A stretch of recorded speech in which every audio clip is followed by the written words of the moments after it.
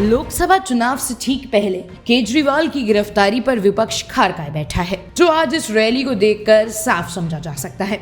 जी हां, विपक्षी गठबंधन यानी कि इंडिया ब्लॉक के लोग महारैली कर रहे हैं, जिसमें गठबंधन से जुड़े दल वहां पहुंच रहे हैं। इसमें शामिल होने पहुंचे तमाम नेता भाजपा सरकार पर निशाना साध रहे हैं। जिन मुद्दों पे इंडिया अलायंस बना था, वो मुद्दे आज और भी प्रखर रूप से जनता के बीच में है। लोकतंत्र की हत्या किस तरह हो रही है, संस्थाओं को किस तरीके से तोड़ा मरोड़ा जा रहा है। इलेक्ट्रल बॉन्ड के बाद तो खैर भ्रष्टाचार के विषय में कुछ बचा ही नहीं। सीधे सीधे दिखा कि कहां कहां भारतीय जनता पार्टी की सरकार ने लोगों को फायदा दिया और कहां कहां उनको किस तरीके का पैसा मिला। लेकिन जो अभी त्वरित रूप से जिस कारण से इस रैली को बुलाया गया है, वो जो हम लोग बार बार कह रहे थे कि अपनी संस्थाओं के साथ ये लोकतंत्र को दबाने की, उसकी गला घोटने की कोशिश करेंगे, उसके जो अभी रूप निकल के आ रहे हैं। भाई, इनकम टैक्स एक्ट में किसी भी राजनीतिक दल पर इनकम टैक्स नहीं लग सकता। आपने तोड़ मरोड़ के सारे कानूनों को कांग्रेस पर 2000 करोड़ का टैक्स लगा दिया। कांग्रेस ने यह भी सिद्ध कर दिया कि जो 12-14 लाख का हम पर लगना चाहिए था फाइन, उससे कहीं ज्यादा भारतीय जनता पार्टी में लगना चाहिए, उसको आपने बिल्कुल अनदेखा कर दिया। तो संस्थाएं अगर सरकार की संस्थाओं की जगह एक प्रधानमंत्री की पर्सनल संस्थाएं बन जाए तो विरोध में हमें खड़ा होना है।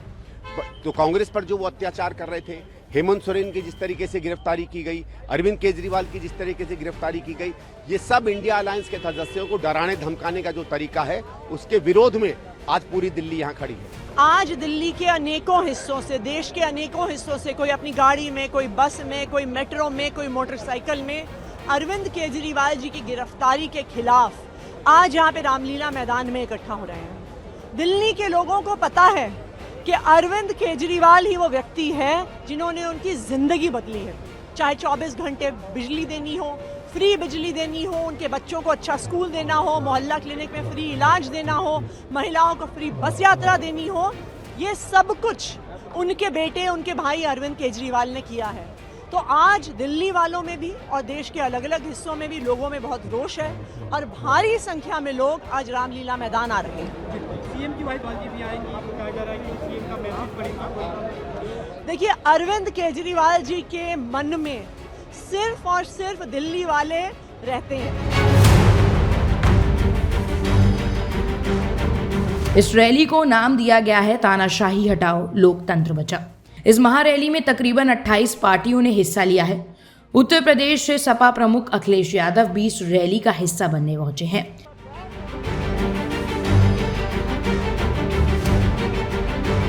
बीजेपी की चिंता ये है कि वो जा रही है, और आज की खबर तो आप जानते होंगे ना, हम लोग दिल्ली आ रहे हैं, प्रधानमंत्री दिल्ली से बाहर जा रहे हैं।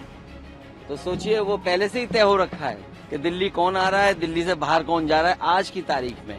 और जहां तक करप्शन की बात है, एक लंबी सूची है। भाई, हमें क्यों चंदा नहीं दिया, आपको चंदा क्यों नहीं मिला?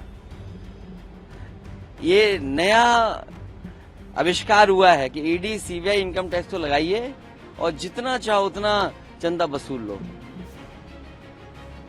और इस आविष्कार के बारे में बीजेपी कुछ बताएगी, क्योंकि अगर हम आंकड़े निकालेंगे, ब्रह्मांड में इतना किसी ने झूठ नहीं बोला होगा जितना भारतीय जनता पार्टी ने ब्रह्मांड में झूठ बोला है। तो किस तरह से अरेस्ट किया गया है अरविंद केजरीवाल को, उसको लेकर आप लोगों को? देखिए, अरविंद केजरीवाल जी को अरेस्ट करने से भारतीय जनता पार्टी की पूरी दुनिया में थू-थू हो रही है। पूरी दुनिया में थू-थू हो रही है। एक ही व्यक्ति है जिसके आरोप में, और सरकार जो चाहे वो कर सकती है।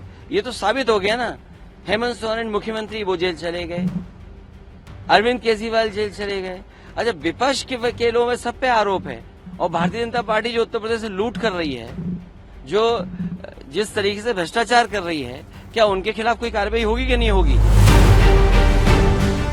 वहीं कांग्रेस नेता दीपेंद्र हुड्डा ने बताया कि ये प्रजातंत्र और देश को बचाने की लड़ाई है।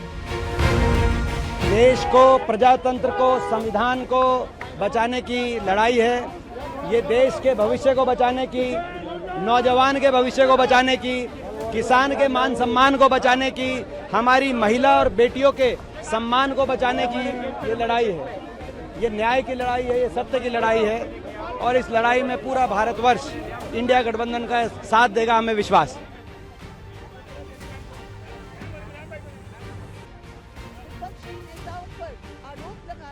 संदेश ये है कि देश भर के लोग इस तानाशाही, इस सांप्रदायिक सरकार के खिलाफ इकट्ठे हो रहे हैं। और आज ये जो महारैली दिल्ली में हो रहा है, अरविंद केजरीवाल जी की गिरफ्तारी, हेमंत सोरेन की गिरफ्तारी, यूएपीए का लगातार इस्तेमाल और विपक्ष के खिलाफ ईडी, सीबीआई, आईटी का इस्तेमाल, ये सब बिल्कुल स्पष्ट होता है कि ये सरकार किसी भी हालत में खुद ही अपने ऊपर आत्मविश्वास नहीं रखते हैं कि वो कितने वोट ले पाएंगे। और इसीलिए जनवाद की प्रणाली की धज्जियां उड़ाकर वो इस चुनाव में निकल रहे हैं, जो बहुत गलत है।